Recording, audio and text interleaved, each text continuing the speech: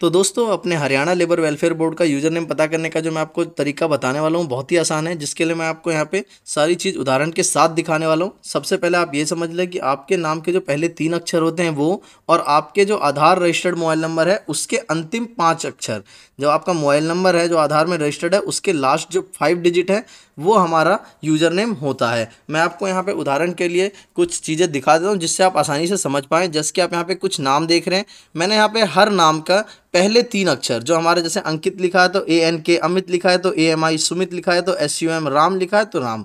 हमारे जो 3 अक्षर होते हैं नाम के पहले, वही हमारा यूज़र नेम का पहला स्टेप होता है। इसके बाद जो हमारा सेकंड स्टेप होता है, सेकंड स्टेप में हमारा जो हमारा रजिस्टर्ड नंबर होता है हमारे आधार कार्ड में, रजिस्टर्ड मोबाइल नंबर जो है उसके अंतिम 5 डिजिट, जो हमारा, जैसे कि मैं आपको कुछ नंबर ऐसे दिखा रहा हूँ, एक्चुअल में मोबाइल नंबर नहीं है लेकिन आपको एक एग्जांपल के लिए यहाँ पे दिखा रहा हूँ इसलिए।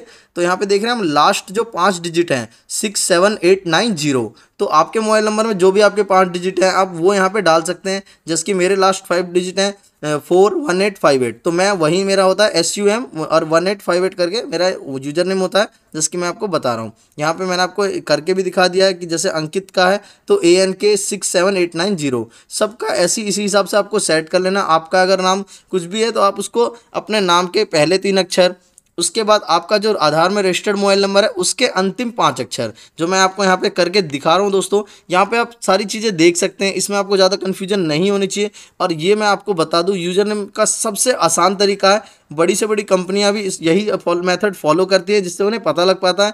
ऐसा कोई स्पेसिफिक तरीका नहीं है जिससे आप पता लगा सके। आपको इसको पता करने के लिए या तो सीधा लेबर वेलफेयर में कॉल करके पता करनी पड़ेगी, या तो आपको वहां जाना पड़ेगा। तो ये सबसे आसान तरीका है जो मैंने आपको यहाँ पे करके दिखा दिया है।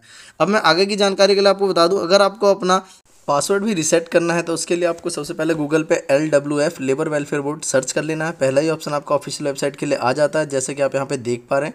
यहाँ पे आपके राइट साइड में लिखा आ जाता है user login for E services. इसमें आपका थर्ड ऑप्शन आता है वेलफेयर बोर्ड बेनिफिशियरी लॉगिन। ये जो ऑप्शन है आपको इसी पे क्लिक कर लेना है, जो मैं आपको यहाँ पे लिंक करके दिखा रहा हूँ। इस ऑप्शन पे जैसे ही आप क्लिक करते हैं आपके सामने इंटरफेस ओपन हो जाता है। यहाँ पे आप नीचे देख रहे होंगे फॉरगॉट पासवर्ड, आपको इस पर क्लिक कर लेना है। इस पर आप जैसे ही क्लिक करते हैं आपको यहाँ पे कुछ ऑप्शंस आ जाते हैं। यहाँ पे एक आपका welfare board beneficiary already selected होता है। आप ईमेल आईडी के थ्रू भी कर सकते हैं, लेकिन ईमेल आईडी के थ्रू दिक्कतें आती हैं, इसलिए मैं अपना मोबाइल नंबर और आधार के थ्रू मैं यहाँ पे कर रहा हूँ। जैसे कि आप यहाँ पे देख रहे हैं मैंने दोनों चीज़ें एंटर कर दी हैं। एंटर करने के बाद जैसे ही मैं उस पर सबमिट करता हूँ, मेरा नेक्स्ट ऑप्शन में हमारा यहाँ पे OTP हमारे मोबाइल नंबर पे रिसीव हो जाता है। रिसीव होने के बाद हम अपना OTP यहाँ पे एंटर कर देते हैं। एंटर करने के बाद हमारा यहाँ पे लास्ट में आप देखेंगे सबमिट का ऑप्शन आता है। हमने सबमिट पे क्लिक कर दिया है। क्लिक करने के बाद हमारा यहाँ पे रिसेट योर पासवर्ड का ऑप्शन आ जाता है, जहाँ पे हमें अपना पासवर्ड बना लेना है। जो भी हमें अपना पासवर्ड रखना है हम अपना यहाँ पे पासवर्ड बना सकते हैं। और सेम पासवर्ड नीचे जो आप दूसरा ऑप्शन देख रहे हैं, हम उसमें भी अपना वही सेम पासवर्ड एंटर कर लेंगे। और पासवर्ड एंटर करने के बाद हमें यहाँ पे सबमिट पर क्लिक कर देना है।